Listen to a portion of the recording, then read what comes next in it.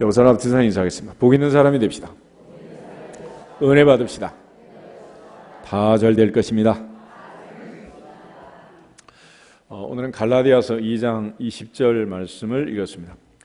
본문은 사도 바울이 갈라디아 교회에 보낸 편지이고, 특별히 바울은 20절에서 내가 그리스도와 함께 십자가에 못 박혔나니 그런즉 이제는 내가 사는 것이 아니오 오직 내 안에 그리스도께서 사시는 것이라.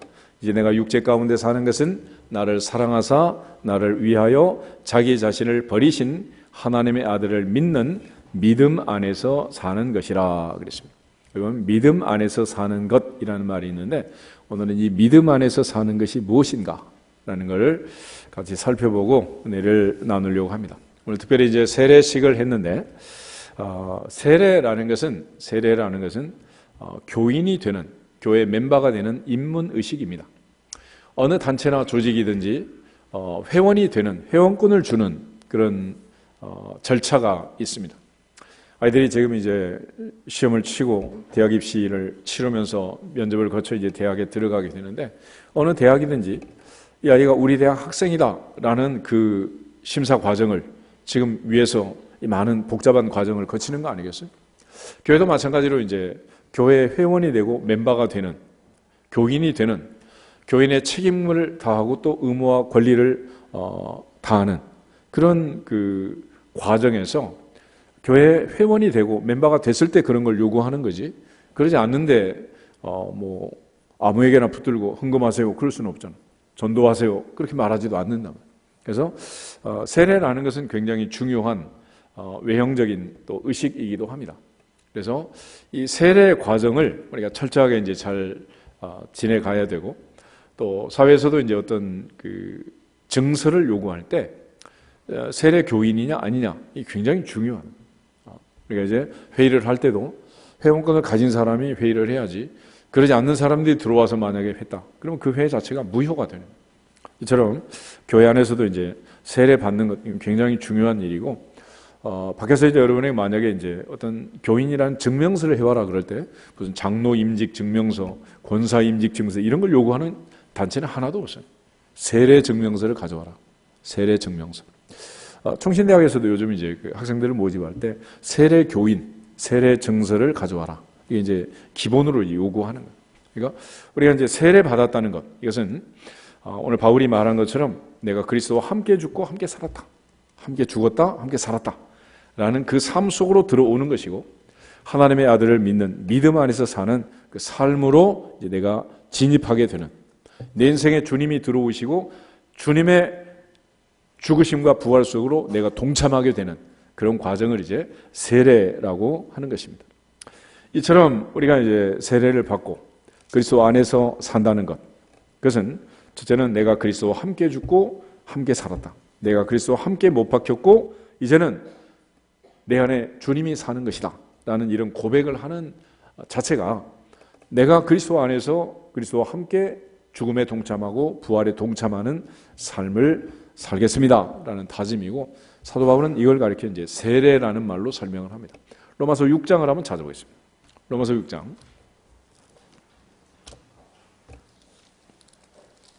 3절부터 9절까지를 같이 한번 읽겠습니다. 로마서 6장 3절에서 9절에 보면 상세하게 이제 설명이 잘 되어 있는데, 3절부터 보겠습니다. 무릇 그리스도 예수와 합하여 세례를 받은 우리는 그의 죽으심과 합하여 세례를 받은 줄을 알지 못하느냐. 그러므로 우리가 그의 죽으심과 합하여 세례를 받음으로 그와 함께 장사되었나니, 이는 아버지의 영광으로 말미암아 그리스도를 죽은 자 가운데서 살리심과 같이 우리로 또한 새 생명 가운데서 행하게 하려 함이라. 만일 우리가 그의 죽으심과 같은 모양으로 연합한 자가 되었으면 또한 그의 부활과 같은 모양으로 연합한 자도 되리라. 우리가 알거니와 우리의 옛사람이 예수와 함께 십자가에 못 박힌 것은 죄의 몸이 죽어 다시는 우리가 죄에게 종노릇하지 아니하려 함이니, 이는 죽은 자가 죄에서 벗어나 의롭다 하심을 얻었음이라. 만일 우리가 그리스도와 함께 죽었으면 또한 그와 함께 살 줄을 믿노니, 이는 그리스도께서 죽은 자 가운데서 살아나셨음에 다시 죽지 아니하시고 사망이 다시 그를 주장하지 못할 줄을 알미로다. 아멘. 바울은 한마디로 예수님이 죽을 때 우리도 함께 죽었다. 예수님 부활하심을 믿는 자는 함께 산다. 그리스도와 함께 죽고 함께 사는 삶, 이 자체가 세례라고 설명을 하고 있는 거예요. 그래서 우리가 주님과 죽었다, 주님과 함께 살았다라는 의미를 10절, 11절에 다시 정리하는데, 우리 10절, 11절 다시 보겠습니다. 그가 죽으심은 죄에 대하여 단번에 죽으심이요 그가 살아 계심은 하나님께 대하여 살아 계심이니 이와 같이 너희도 너희 자신을 죄에 대하여는 죽은 자요 그리스도 안에서 하나님께 대하여는 살아있는 자로 여길지어다. 아멘. 이처럼 세례받았다는 것은 예수님의 죽으심을 믿고 부활하심을 믿는 건데, 그 죽으심과 부활은 2000년 전 골고다 언덕의 외로운 십자가, 강도 사이에서 주님은 처절하게 고통을 받고 혼자 죽은 게 아니고, 주님이 죽었던 그 순간 우리의 죄는 사함을 받았고, 주님이 십자가에 못 박히고 죽어가는 그 죽음의 현장에 우리도 마찬가지로 죽은 거다. 그래서 우리의 믿음, 우리의 고백을 근거로 세례를 받는데, 세례 받는다는 것은 주님의 죽음과 부활을 믿는 것이고, 우리가 주님과 함께 죽고 함께 산다는 것은 주님의 이 죽음과 더불어서 우리는 죄에 대하여 죽는 것이고, 사는 것은 하나님께 대하여 살아나는 것이다 라는 의미를 다시 설명해 주고 있습니다. 이전에 우리가 세례 받았을 때의 그 의미를 다시 한번 되새기면서 세례 교인으로서 다시 한번 이 말씀 속에서 내가 진정 그리스도와 함께 죽고 그리스도와 함께 사는, 내가 죽고 내 안에 그리스도가 사는, 그리스도가 주인 되는 삶을 살고 있는지 다시 한번 돌아보면서 세례 교인으로서 우리가 살아야 할 삶을 다시 한번 점검할 수 있기를 주님의 이름으로 축복합니다. 고린도전서 10장을 한번 더 보겠습니다. 고린도전서 10장을 보면 사도 바울은 홍해 바다를 건넌 사건, 그 사건을 세례하고 비유해서 이제 설명을 하고 있는데, 1절부터 4절 말씀을 보도록 하겠습니다. 형제들아, 나는 너희가 알지 못하기를 원하지 아니하노니 우리 조상들이 다 구름 아래 있고 바다 가운데로 지나며 모세에게 속하여 다 구름과 바다에서 세례를 받고 다 같은 신령한 음식을 먹으며 다 같은 신령한 음료를 마셨으니 이는 그들을 따르는 신령한 반석으로부터 마셨음에 그 반석은 곧 그리스도시라. 아멘. 구름 기둥 불 기둥으로 하나님이 그들을 인도하셨는데 그들은 홍해 바다를 건넜습니다. 바다를 건넜다는 것은 일단 바다에 들어가는 거죠. 다시 나오는 겁니다. 바다에 들어갔다는 것은 죽었다는 것이고, 다시 나왔다는 것은 살리심을 받았다는 겁니다. 물론 하나님께서 홍해 바다를 갈라서 그들이 마른 땅처럼 이제 건넜지만은, 의미적으로 보면 바닷속에 모두가 들어갔다라는 것은 바로의 기병대가 몰살한 것처럼 똑같이 죽어야 되는 운명이라. 그런데 들어갔다가 다시 나왔다 하는 것은 모세에게 속하여 구름과 바다에서 세례를 받는 것과 같다. 세례는 죽었다가 살아나는 거다. 예수님과 함께 죽고 함께 사는, 그것이 세례라는 거예요. 그래서 모세는 홍해 바다에 들어갔다 나온 이 사건을 가리켜서 이제 세례라 설명하는데, 홍해 바다에 들어갔다는 것은 죽은 척 하는 거예요? 진짜로 죽은 거예요? 진짜로 죽은 거예요. 진짜로. 예수님이 진짜로 십자가에 죽었고 우리도 그리스도와 함께 진짜로 죽어야 한다. 나는 죄에 대하여 죽은 자다. 죽은 자다. 그리고 내 안에 오직 그리스도께서 산 자가 되었다라는 의미를 이렇게 설명해 주는 겁니다. 그리스도와 함께 죽고 오직 내 안에 그리스도가 사는 그리스도인의 삶을, 세례 교인의 삶을 회복하는 우리 모두가 되기를 주 이름으로 축복합니다. 동시에 신령한 음식을 먹었다 그랬죠. 만나를 먹고 반석에서 나오는 생수를 마셨는데 그 반석은 뭐라고? 그리스도. 그러니까 반석교의 의미를 알겠지? 맥반석 아니고 그리스도. 그리스도라. 그러니까 그리스도 예수 안에서 우리는 함께 죽고 함께 사는 진정한 그리스도인의 삶을 살고 그리스도가 주인 되는 교회를 다니고 있는 거예요. 그런 측면에서 이제 우리가 세례를 받고 이처럼 하나님의 아들 예수 그리스도를 믿는 자의 삶을 살면 그러면 어떤 변화가 있느냐? 첫째로 이제 중요한 것은 하나님의 자녀가 되는 권세를 누리는 것입니다. 영적으로 중생하고 출생하고 하나님의 자녀로서의 모든 권리를 취득하게 되는 거예요. 예를 들어서 집에서 이제 아이가 태어나면 그 아이를 호적에 올립니다. 언제 올립니까? 대학 합격하면 올려주고 불합격하면 연장시키나요? 그런 건 조건이 되지 않아.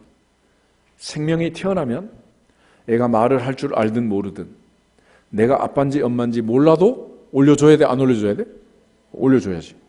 그래서 이 세례라는 것은 믿는 과정에서 가장 먼저 일어나는 일이고, 그 믿는 과정에서 가장 먼저 일어나는 그 단계를 거치면 반드시 이제 하나님의 자녀가 되는 권세를 얻게 되는 겁니다. 그래서 영접하는 자, 고카들의 이름을 믿는 자들에게는 하나님의 자녀가 되는 뭐 주신다? 권세. 그래서 이 권세라는 것은 상속권을 동시에 갖는 거예요. 상속권. 예를 들어 부모의 재산을 나눠줄 때 1살짜리나 20살짜리나 30살짜리나 똑같이 줘요? 나이별로 줘요?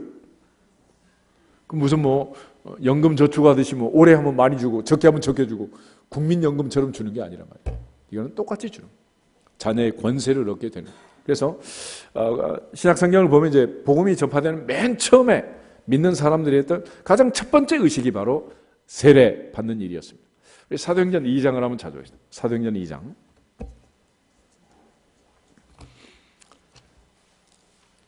36절까지 베드로의 설교가 나와 있어요.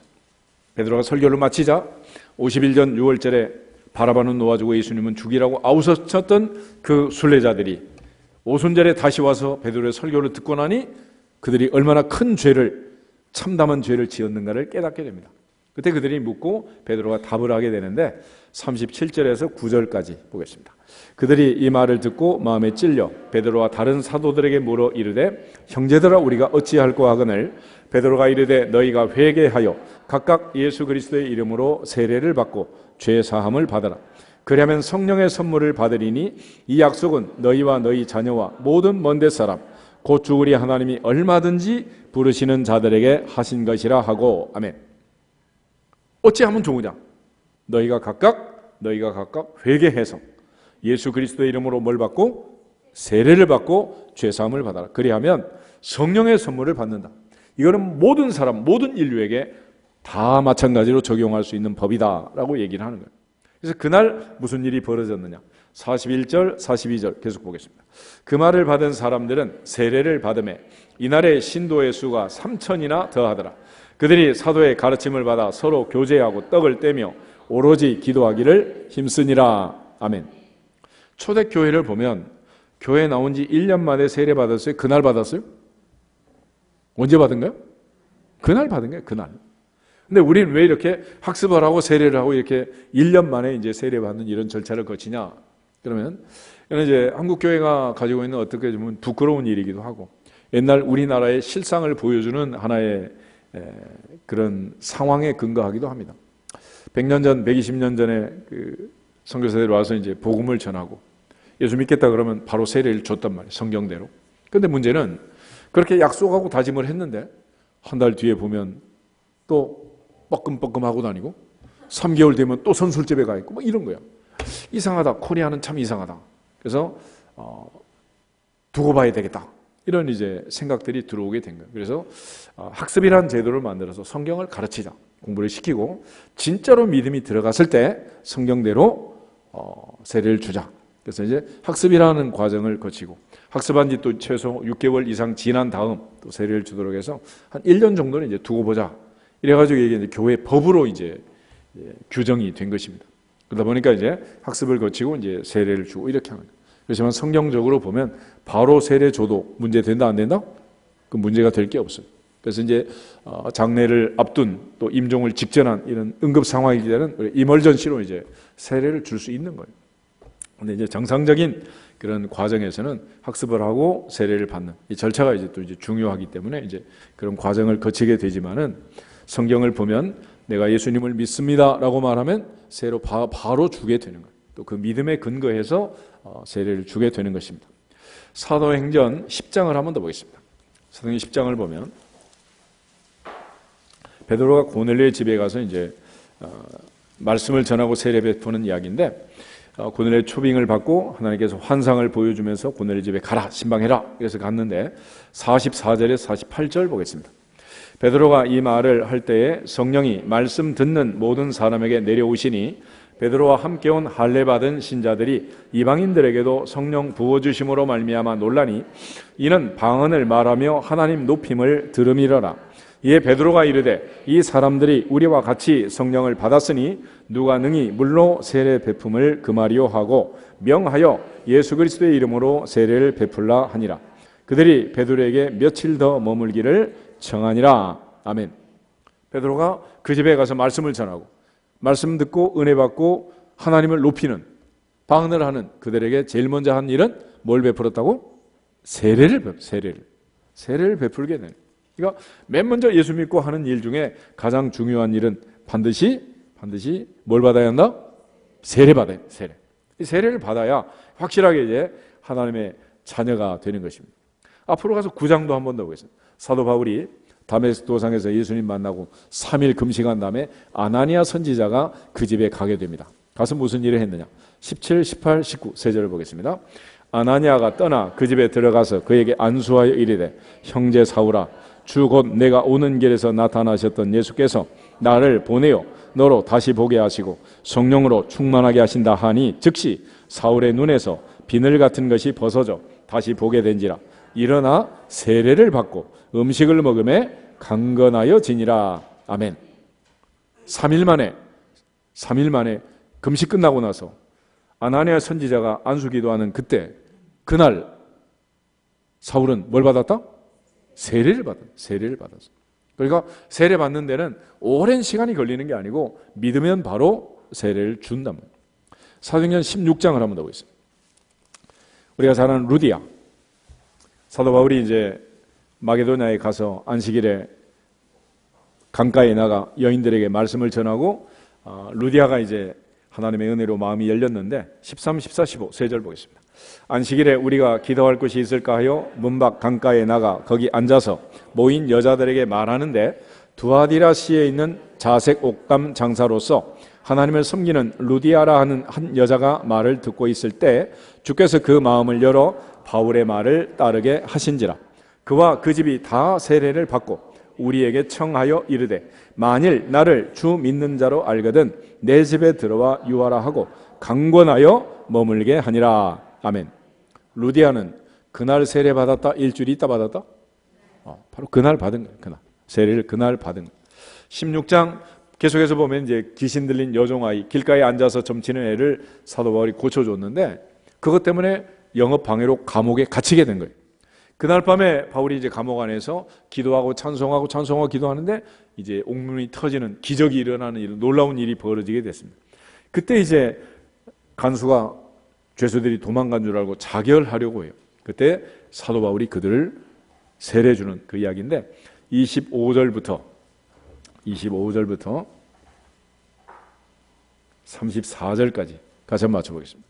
한밤중에 바울과 실라가 기도하고 하나님을 찬송하며 죄수들이 듣더라. 이에 갑자기 큰 지진이 나서 옥터가 움직이고 문이 곧 다 열리며 모든 사람의 매인 것이 다 벗어진지라. 간수가 자다가 깨어 옥문들이 열린 것을 보고 죄수들이 도망한 줄 생각하고 칼을 빼어 자결하려 하거늘 바울이 크게 소리질러 이르되 내 몸을 상하지 말라. 우리가 다 여기 있노라 하니 간수가 등불을 달라고 하며 뛰어들어가 무서워 떨며 바울과 실라 앞에 엎드리고 그들을 데리고 나가 이르되 선생들이여 내가 어떻게 하여야 구원을 얻으리까 하거늘 이르되 주 예수를 믿으라. 그리하면 너와 내 집이 구원을 받으리라 하고 주의 말씀을 그 사람과 그 집에 있는 모든 사람에게 전하더라. 그 밤 그 시각에 간수가 그들을 데려다가 그 맞은 자리를 씻어주고 자기와 그 온 가족이 다 세례를 받은 후 그들을 데리고 자기 집에 올라가서 음식을 차려주고 그와 온 집안이 하나님을 믿음으로 크게 기뻐하니라. 아멘. 간수네 식구는 해가 뜬 다음에 받았어? 그날 그 밤중에 받았어? 그 밤중에 세례. 그 밤중. 그러니까 조건은 딱 하나. 믿기만 하면 세례를 주는 거예요. 믿기만 하면. 사도행전 8장에 보면 에티오피아 내시가 이제 고국으로 돌아가는 과정에서 빌립이 성령의 인도하심을 받아 마차에 올라탔습니다. 이사야 53장 말씀을 가르치고 복음을 전하게. 가다가 이제 물을 만났는데 내시가 묻습니다. 내가 예수를 믿고 물이 있는데 더 무슨 조건이 필요하냐? 없다. 세례 받자. 그래가지고 그 시에 그 자리에서 이제 빌립이 세례를 주게 되는 그런 사건도 있어요. 그러니까 우리가 예수 믿고 제일 먼저 할 일은 뭐 하는 일이다? 세례 받는 일. 그 세례의 의미가 뭐냐? 오늘 갈라디아서 2장 20절 다시 보시면 내가 그리스도와 함께 십자가에 못 박힐 거다. 박혔다. 나는 주님과 함께 죽었다. 그런 적이 이제는 내가 사는 것이 아니고 오직 내 안에 누가 산다? 그리스도가 산다. 이게 세례 받는 자의 삶이고 믿음 안에서 사는 것이라. 그러니까 내 안에는 이제 누가 산다? 주님이 산다. 내 안에는 내가 사는 게 아니라 주님이 사는 거예요. 요즘 심리학적으로 보면 다중인격 이런 게 있죠. 어떤 사람은 자기 속에 한 50명이 사는 사람이 있대. 이 시시때때로 막 음성도 변화시키고 막 이상한. 그런데 우리에게는 오직 나는 죽고 누가 산다? 주님이 산다. 아멘? 우리 인사하겠습니다. 내 안엔 주님만 살아계십니다. 아멘? 그래야 이제 그리스도인의 삶을 사는 거예요. 그리고 내가 육체 가운데 생명을 가지고 사는 것도 나를 사랑하사 나를 위하여 자기 자신을 버리신 하나님의 아들을 믿는 믿음 안에서 산다. 십자가와 나의 관계, 예수님과 나의 관계를 바울이 여기서 고백하는 거예요. 하나님께서는 세상 모든 인류의 죄를 그에게 담당시키셨고 예수님은 세상 죄를 지고 가는 하나님의 어린 양으로 유월절에 운명하셨습니다. 그런데 바울은 여기서 고백할 때 예수님은 온 인류를 위해서 죽은 게 아니고 나를 사랑하사 나를 위하여 자기 자신을 버리신 하나님의 아들을 믿는 그 믿음으로 산다. 할렐루야. 그러니까 신앙생활을 하면서 우리가 이제 사형리라는 게 있죠. 첫 번째 원리는 하나님은 당신을 사랑하시고 당신을 위한 놀라운 계획을 갖고 계십니다. 할렐루야. 그래서 주님은 누구 때문에 죽었다? 누구를 사랑하셔서? 나를 사랑하셔서.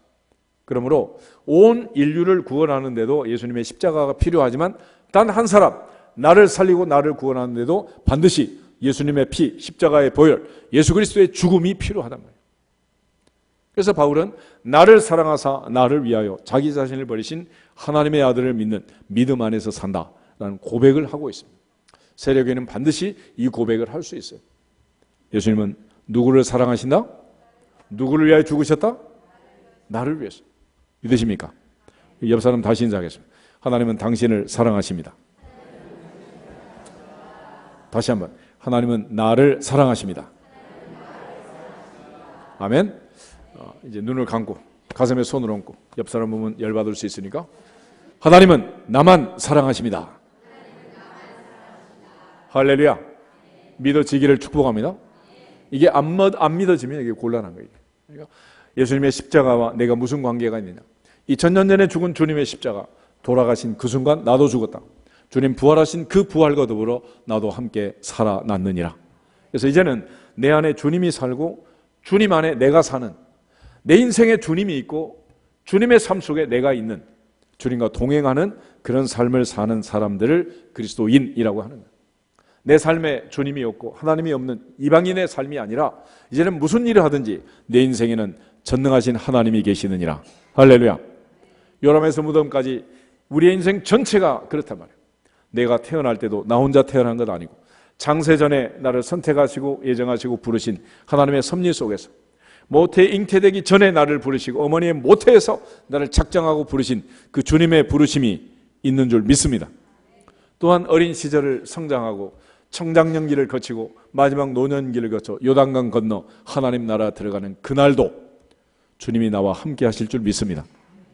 내 인생에는 항상 하나님이 계시고 전능자가 계신다는, 이제 언제든지 주님께 묻고 주님께 기도하고 주님의 인도하심을 따라 살 수 있기를 주님의 이름으로 축복합니다. 이처럼 세례받고 그리스도인이 된 자들에게 주어지는 믿음 안에서 사는 그 삶은 어떤 것이냐. 첫 번째는 아까 얘기했던 것처럼 하나님의 자녀의 권세를 누리는 겁니다. 아이들이 태어나서 아무것도 알지 못하고 보지 못하고 들리지도 않고, 그렇지만 안아주고 업어주고 먹여주고 기저귀 갈아주고 키워주면 애들이 성장하면서 정상적인 애들은 모두 다 말을 하기 시작합니다. 세계 공통으로 애들이 제일 먼저 하는 말은 엄마, 맘마, 빠빠, 아빠 이런 말을 하는 거예요. 이건 놀라운 일이죠. 그러니까 제일 먼저 이 아이들에게 주어진 가장 중요한 권세는 자녀의 권세다. 자녀의 권세. 아멘. 하나님의 자녀가 되는 권세. 영접하는 자, 곧 그 아들의 이름을 믿는 자들에게는 하나님의 자녀가 되는 권세를 주신다. 그래서 우리가 말하는 걸 보면 알 수 있는 거예요. 아빠 그러면 아들이고 딸인 거 아니겠어요? 그래서 예수님께서 말씀하시기를 너희는 이렇게 기도하라. 하늘에 계신 우리 아버지여, 아바 파들, 아빠 빠들, 아빠라고 기도를 하라. 아빠. 로마서 8장 한번 찾아보겠습니다. 로마서 8장에 보면 14절부터 17절까지 하나님의 자녀의 권세를 갖는 자들에게 나타난 두 가지 특징이 거기 기록이 되어 있습니다. 14절부터 17절. 무릇 하나님의 영으로 인도함을 받는 사람은 곧 하나님의 아들이라. 너희는 다시 무서워하는 종의 영을 받지 아니하고 양자의 영을 받았으므로 우리가 아빠 아버지라고 부르짖느니라. 성령이 친히 우리의 영과 더불어 우리가 하나님의 자녀인 것을 증언하시나니 자녀이면 또한 상속자 곧 하나님의 상속자요 그리스도와 함께한 상속자니 우리가 그와 함께 영광을 받기 위하여 고난도 함께 받아야 할 것이니라. 아멘. 첫 번째 특징은, 자녀의 특징은 아빠라고 부르는 아빠. 그리고 하나님의 영이, 성령이 친히 그렇게 부르도록 하고, 그래서 우리가 성장 과정에서 엄마 아빠라고 이제 부르고 크잖아요. 굳이 DNA 검사하지 않아도 하는 말을 보면 알 수 있잖아요. 어떤 분이 애를 둘 데리고 길을 가는데 한 녀석은 엄마 그러고 한 녀석은 고모 그래. DNA 검사해봐야 돼? 말만 들어봐도 알 수 있어요? 들어보면 알 수 있는 거 아니에요? 그러니까 어떻게 기도하냐는 굉장히 중요한 거예요. 우린 기도할 때 항상 하늘에 계신 우리 아버지, 아빠라고 해요. 권사님들, 집사님들은 아빠가 많지? 아빠도 있고 아버님도 있고 오빠도 있고 그렇지만 내 인생의 아빠는 오직 한 사람밖에 없는 거 아니겠어요? 그래서 하늘에 하나님은 한 분이다. 그래서 우리가 하나님이라고 하는 거예요. 그 하나님이 아빠란 말이에요. 나는 전능하사 천지를 만드신 하나님을 믿는 게 아니고 하나님 아버지를 믿습니다. 우리는 하나님 아버지를 믿어요. God the Father, 하나님 아버지란 말이에요. 진실로 하나님의 자녀는 기도할 때 하나님 아버지라 부르고 그 자녀에게는 상속자의 권세가 있느니라. 이 세상에 고난을 받지만 영원한 영광을 받는, 그리스도와 함께 천국에 들어가는, 천국을 상속하는 상속권자다. 그래서 한번 얘기하면 잘 모르니까 한 번씩 더 얘기를 해요. 갈라디아서 4장을 한번 더 보겠습니다. 갈라디아서 4장 4절에서 7절을 보겠습니다. 306페이지 갈라디아서 4장 4절부터 7절. 때가 참에 하나님이 그 아들을 보내사 여자에게서 나게 하시고 율법 아래 나게 하신 것은 율법 아래에 있는 자들을 속량하시고 우리로 아들의 명분을 얻게 하려 하심이라. 너희가 아들임으로 하나님이 그 아들의 영을 우리 마음 가운데 보내사 아빠 아버지라 부르게 하셨느니라. 그러므로 내가 이후로는 종이 아니요 아들이니 아들이면 하나님으로 말미암아 유업을 받을 자니라. 아멘. 이처럼 하나님의 영이 오셔서 우리로 하여금 아빠라고 부르게 하는 아빠. 이제 그리스도 안에서 내가 죽고 내 안에 그리스도가 사는 세례받은 그리스도인의 첫 번째 권세는 하나님의 자녀의 권세, 하나님의 자녀의 권세, 하나님을 아빠라고 부르는 권세. 할렐루야. 이 놀라운 자녀의 권세를 누리기를 주님의 이름으로 축복합니다. 우리 한번 다시 인사해요. 하나님 우리 아버지십니다. 우리는 하나님의 자녀입니다. 놀라운 사실은 하나님은 손자 손녀는 안 키운다는 거예요. 그러니까 애를 데리고 하나님 아버지 그러면 애들은 하나님 외할아버지 그러든가? 그러지 않잖아. 하나님은 손자 손녀는 없는 거예요. 하나님은 자녀만 있다. 그리고 이제 두 번째는 이러한 하나님의 자녀가 되면 이제 하나님의 자녀라는 자존감과 자신감을 가지고 새로운 삶을 살게 됩니다. 사울이 바울 된 것처럼 사흘 동안 금식하고 회개 기도하고 사울은 바울로 변화가 됐습니다.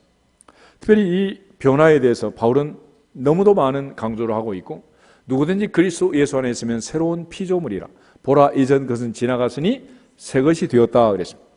사울이라는 이름은 이스라엘의 초대왕 사울의 이름입니다.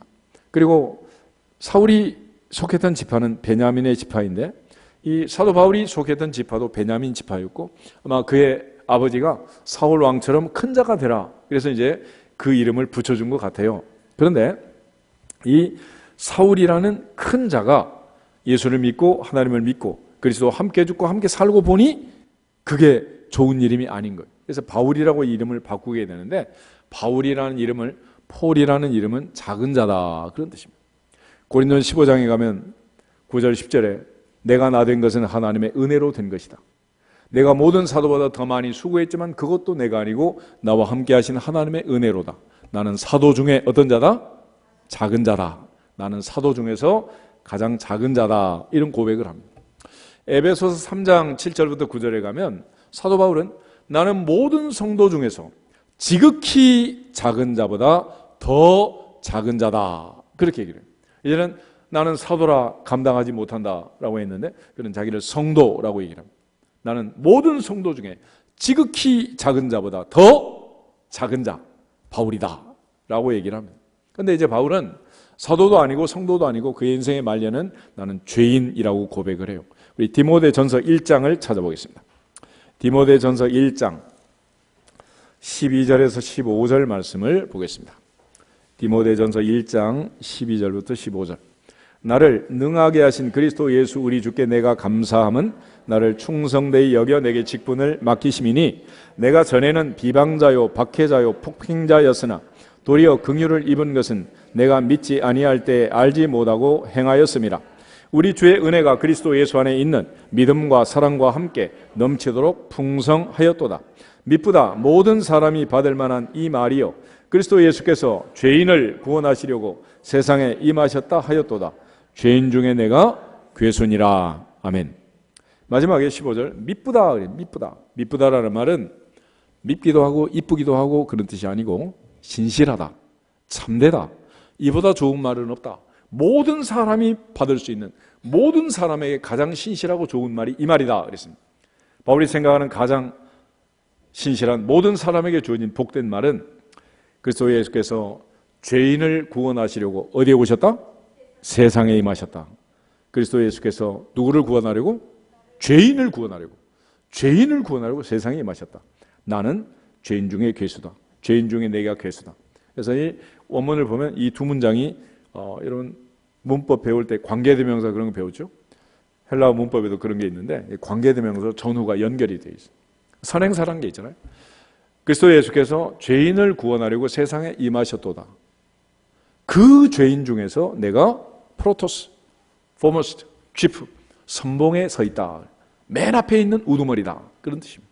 그러니까 예수께서 십자가에 운명하시고 인류를 구원하러 오셨는데 인류가 70억이 한 줄로 서 있다면 바울은 선착순 1번 한 명 구한다. 나는 맨 앞에 있다. 그런 뜻이야.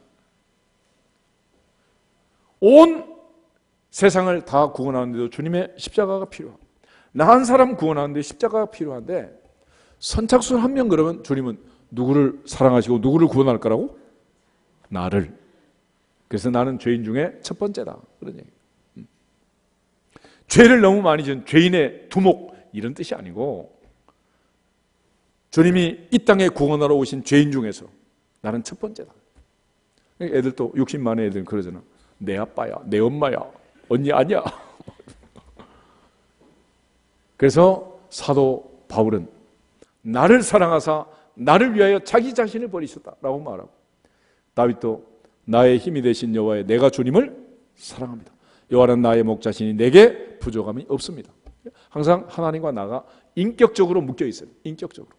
두리뭉실하게 우리의 하나님, 너희의 하나님, 그들의 하나님 그런 하나님 말고 나의 하나님, My Lord, My God, 나의 주, 나의 하나님.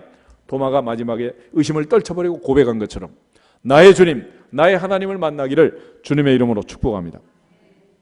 그래서 이처럼 변화가 필요합니다. 변화. 야곱이 야복 나루토에서 이스라엘로 바뀐 것처럼 시몬이 베드로로 바뀐 것처럼 사울이 바울로 바뀐 것처럼 하나님의 은혜를 깨닫고 나면 바뀐다 안 바뀐다? 바뀐다. 그 어마어마한 사랑으로 주님이 나를 찾아오셨는데 변화가 안 된다면 너무 이상한 거 아니겠어요? 하나님은 나를 사랑하사 나를 위하여 자기 자신을 버리셨다는 거죠. 그래서 사람을 바꾸는 가장 큰 동력은 뭐냐? 사랑이라는 거예요. 사랑. 그 옛날 노래도 그런 게 있잖아. 사랑을 하면은 예뻐져요. 진짜요 가짜요? 진짜로 변해요. 그래서 감기 환자 감기 걸린 것하고 애들이 밤늦게 돌아다니는 것도 감출 수 없다 그러잖아. 사랑은 숨길 수가 없는, 표가 나게 돼 있다. 하나님이 그 엄청난 사랑으로 다가오셨는데 변화가 없다. 그거는 사랑을 안 하는 거지. 그렇게 사랑한다는데 졸려요.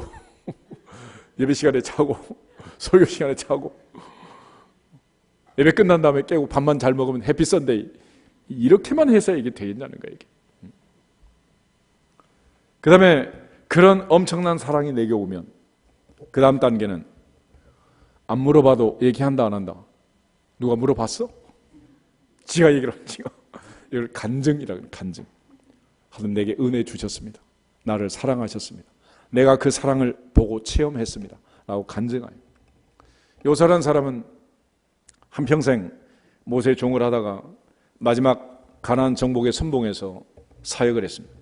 모세가 죽은 다음 하나님 이렇게 말씀하셨어요. 내 종 모세와 함께 있던 것처럼 오늘부터는 내가 너와 어떻게 한다? 함께 한다. God with us. 하나님 나와 함께 한다. 라는 임마누엘, 이게 사랑이란 데, 사랑. 하나님은 여호사를 사랑했고 여호사는 하나님을 사랑했고, 그러면서 전쟁터에서도 피비린내는 그 전투를 치르면서도 하나님의 사랑을 믿고 우리를 사랑하신 이로 말미암아 우리가 넉넉히 이기느니라. 넉넉히 이기느니라. 마지막 죽으면서도 그는 오늘날 너희의 섬길 자를 택하라. 나와 내 집은 오직 여호와를 섬기겠노라. 여호와를 섬기겠노라. 그런 엄청난 간증을 남기고 죽은 거예요. 내가 평생 살아보니 하나님 사랑하고 하나님 사랑받는 것보다 더 좋은 게 없다는 거예요. 사라 할머니 아들 낳고 그렇게 얘기를 합니다. 하나님이 나를 웃게 하시니 듣는 자가 다 나와 함께 웃으리로다. 내가 아브라함 100살에 낳은 아들, 내 나이 90살에 낳은 아들 이삭은 누가 주셨습니다? 하나님 주셨습니다. 라고 간증하는 거예요. 하나님 주신 것을 내가 낳은 것처럼 자랑질하면 안 되잖아요. 마찬가지로 사무엘의 어머니 한나도 아들을 낳고 이름을 사무엘이라고 이름을 지었어요. 사무엘. 사무엘이라는 말은 하나님이 들으셨다, 하나님이 응답하셨다라는 뜻이에요. 한나가 눈물로 서원하며 기도할 때 하나님이 들으시고 아들을 주셨는데 그 아들의 이름을 사무엘이라고, 얘는 응답으로 주신 응답동이라고 아예 이름 속에다 그 집어넣은 거예요. 이름 속에. 우리 모두의 삶 속에 하나님의 받은 바 은혜를 간증할 수 있기를 축복합니다. 간증을 넘으면 이제 다른 사람한테 막 알려주는 거예요. 가르쳐줘. 내가 예수 믿고 사니 이렇게 복을 받고 이 놀라운 은혜가 있다. 그래서 이스라엘 백성들에게 레슨을 하고 가르쳐주고, 그래서 부지런히 가르쳐라. 자녀에게도 가르치고 이스라엘 백성들을 가르치고 가르치라고. 그래서 모세는 광야에서 40년 동안 살면서 하나님께서 우리에게 가르쳐주기 원하는 그 하나님의 레슨을 얘기하는데 신명기 8장 한번 보겠습니다. 신명기 8장 1절부터 3절. 신명기 8장 1절부터 3절 가지겠습니다. 내가 오늘 명하는 모든 명령을 너희는 지켜 행하라. 그리하면 너희가 살고 번성하고 여호와께서 너희의 조상들에게 맹세하신 땅에 들어가서 그것을 차지하리라. 내 하나님 여호와께서 이 40년 동안에 내게 광야 길을 걷게 하신 것을 기억하라. 이는 너를 낮추시며 너를 시험하사 내 마음이 어떠한지 그 명령을 지키는지 지키지 않는지 알려 하심이라. 너를 낮추시며 너를 줄이게 하시며 또 너도 알지 못하며 내 조상들도 알지 못하던 만나를 내게 먹이신 것은 사람이 떡으로만 사는 것이 아니요 여호와 입에서 나오는 모든 말씀으로 사는 줄을 내가 알게 하려 하심이니라. 아멘. 하나님 알고 싶은 것은 나는 네 마음이 알고 싶다. 네가 내 말에 순종하는지 불순종하는지 나는 네 마음이 궁금하다. 그래서 마음이 궁금하다. 그럼 백화점에 가서 겨울옷 사면 백화점 점원은 여러분의 마음이 궁금할까? 지갑이 궁금할까? 마음이 궁금할 때는 오직 사랑할 때만 마음이 궁금한 거예요. 하나님은 사랑하기 때문에 마음이 궁금하고, 그래서 다윗은 내 입술의 말이 마음의 묵상이 주님 앞에 연락되기를 원합니다. 하나님은 내가 이 세 아들 다윗을 만나니 내 마음에 맞는 사람이라 내 뜻을 다 이루게 하리라. 그래서 여러분도 하나님 마음에 합당하기를 축복합니다. 또 하나님이 알게 하고 싶은 것은 사람이 세상 사는데 떡 먹고 사는 거 아니라는 거예요. 하나님의 입에서 나오는 말씀에 순종할 때 사느니라. 순종할 때 사느니라. 들어가도 나가도 복을 받는 비결은 순종하는 것이다. 모세는 이걸 이스라엘 백성들에게 레슨을 한 거예요. 그의 평생 살면서 이렇게 살아야 된다라는 것을 간증하고 가르치고 율례와 법도를 기록해서 오늘 우리에게 남겨준 거 아니겠어요? 예수님께서 변화산에 기도할 때 등장했던 모세와 같이 등장했던 또 한 사람 엘리야가 있어요. 그 엘리야는 갈멜산에서 850대 1의 영적 전쟁을 했는데 그 무모한 전쟁을 했던 이유가 뭐냐? 이스라엘 백성들에게 레슨하고 싶은, 알게 하고 싶은 게, 알려주고 싶은 게 있었어요. 열왕기상 18장 찾아보겠습니다. 열왕기상 18장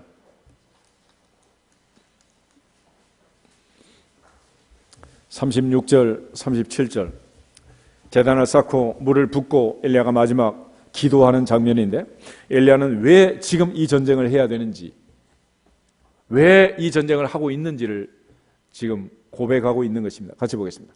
저녁 소재 드릴 때 이르러 선지자 엘리야가 나가서 말하되, 아브람과 이삭과 이스라엘의 하나님 여호와여, 주께서 이스라엘 중에서 하나님이신 것과 내가 주의 종인 것과 내가 주의 말씀대로 이 모든 일을 행하는 것을 오늘 알게 하옵소서. 여호와여, 내게 응답하옵소서. 내게 응답하옵소서. 이 백성에게 주 여호와는 하나님이신 것과 주는 그들의 마음을 되돌이키심을 알게 하옵소서 하매 불이 떨어졌습니다. 엘리야의 레슨은 이거예요. 이스라엘에는 누가 계신다? 하나님 계신다. 내 인생에는 하나님이 계신다. 내 삶 속에는 하나님이 계신다.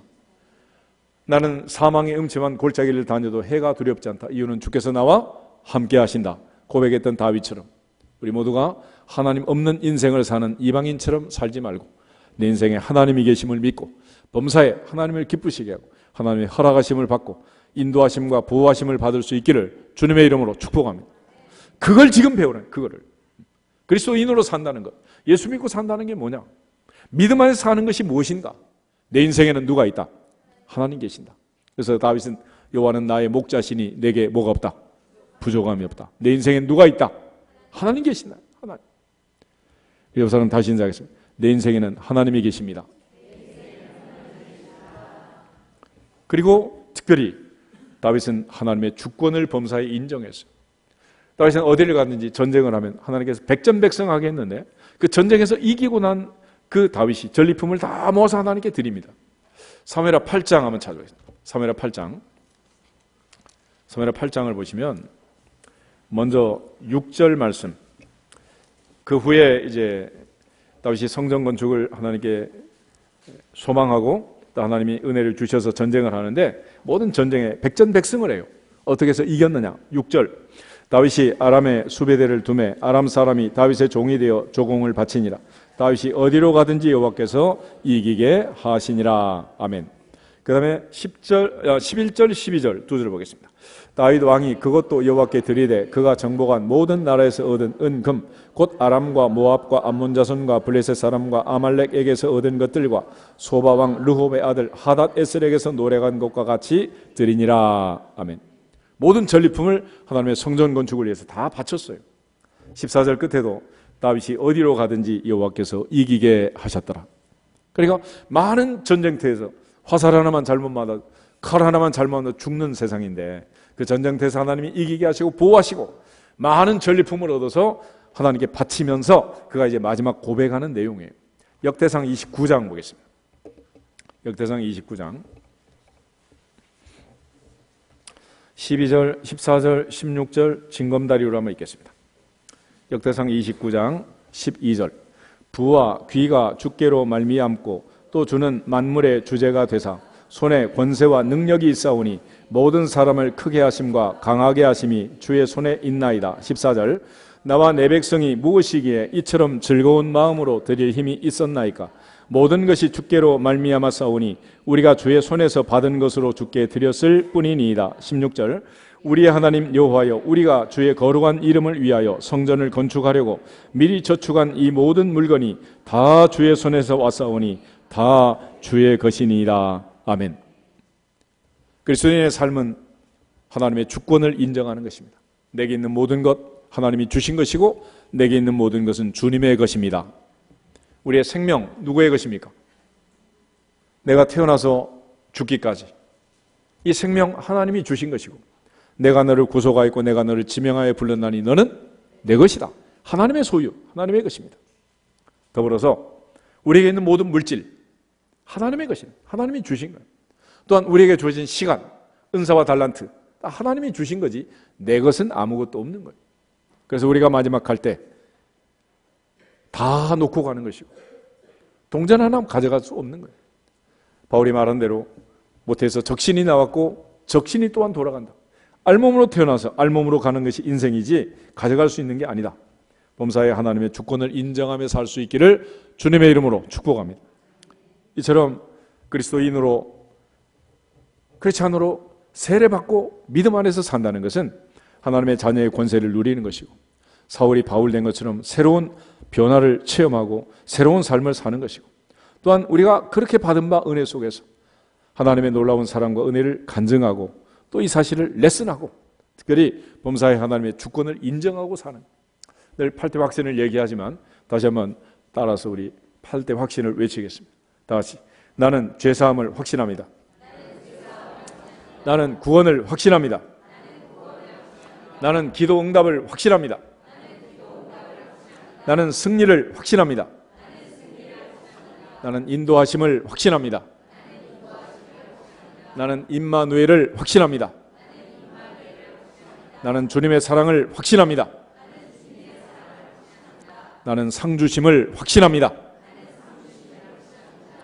영원한 천국에서 상급받는 그때까지 미래 천국의 소망까지 우리는 분명한 확신을 가지고 믿고 믿어지기를 주의 이름으로 축복합니다. 또 그렇게 믿고 사는 그리스도인으로 세례받는 자로 세례 교인으로서 책임과 의무를 다하고 사명을 다하고 하나님을 기쁘시게 하는 믿음의 주인공들이 되시기를 주님의 이름으로 축복합니다. 다 같이 주 예수 그리스도의 이름으로 형통할지어다 선포.